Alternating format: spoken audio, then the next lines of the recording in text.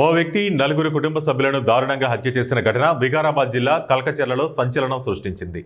ఆదివారం ఉదయం గ్రామానికి చెందిన వేపూరి యాదయ్య అనే వ్యక్తి తన భార్య కుమార్తెతో పాటు వదినను కత్తితో నరికి దారుణంగా హత్య చేశాడు. మరో కూతురిని చంపేందుకు ప్రయత్నించగా ఆమె తప్పించుకుంది. ఆ తర్వాత అతను కూడా ఉరి వేసుకుని ఆత్మహత్య చేసుకున్నాడు. మృతులు అలివేలు, హనుమమ్మ, శ్రావణి యాదయ్యగా గుర్తించారు పోలీసులు. కుటుంబ కలహాల నేపథ్యంలోనే ఈ హత్యలు జరిగినట్టు తెలుస్తోంది. కల్కచెర్ల గ్రామంలో అలివేలు, యాదయ్య అనే దంపతులు ఇద్దరు కూతుళ్లు శ్రావణి, అపర్ణతో కలిసి నివాసం ఉంటున్నారు. రోజువారీ కూలీగా పనిచేసే యాదయ్య తన భార్య అలివేలిపై అనుమానం పెంచుకున్నాడు. దీంతో ఇరువురి మధ్య రోజు గొడవలయ్యేవి. ఈ విషయంలో గత కొంతకాలంగా గొడవ పడుతున్నారని స్థానికులు చెబుతున్నారు. ఈ క్రమంలో ఇద్దరి మధ్య రాజీ కుదిర్చేందుకు అతడి వదిన హన్నమ్మ ఇంటికి వచ్చిందన్నారు.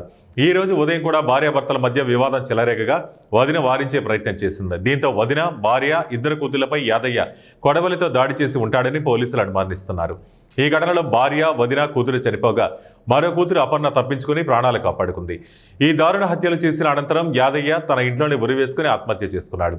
స్థానికుల సమాచారంతో ఘటనా స్థలాన్ని పరిశీలించిన పరిగి డీఎస్పీ శ్రీనివాస్ కేసు నమోదు చేసి దర్యాప్తు చేస్తున్నారు.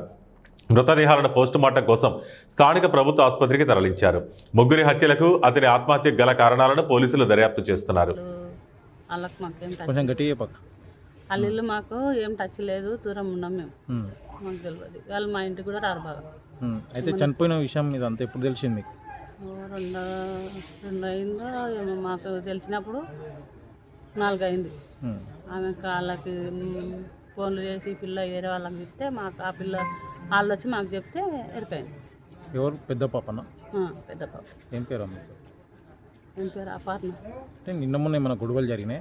తెలియదు అంటాను, చెప్తున్నాం కదా మేము. అసలు అటెండ్ చేస్తే అక్కడికి వెళ్ళి చూస్తే యాదయ్య అనే వ్యక్తి అతని భార్యని, చిన్న బిడ్డని, వాళ్ళ వదినని ముగ్గురిని కత్తితో చంపిండు. వాళ్ళ పెద్ద బిడ్డని కూడా చంపడానికి ప్రయత్నం చేసి ఆ అమ్మాయి తప్పించుకొని పారిపోయింది. ఆ తర్వాత అతను కూడా ఇంట్లో ఉరేసుకొని చనిపోయిండు. దీని విషయంలో ప్రాథమికంగా మేము విచారణ చేస్తున్నాము.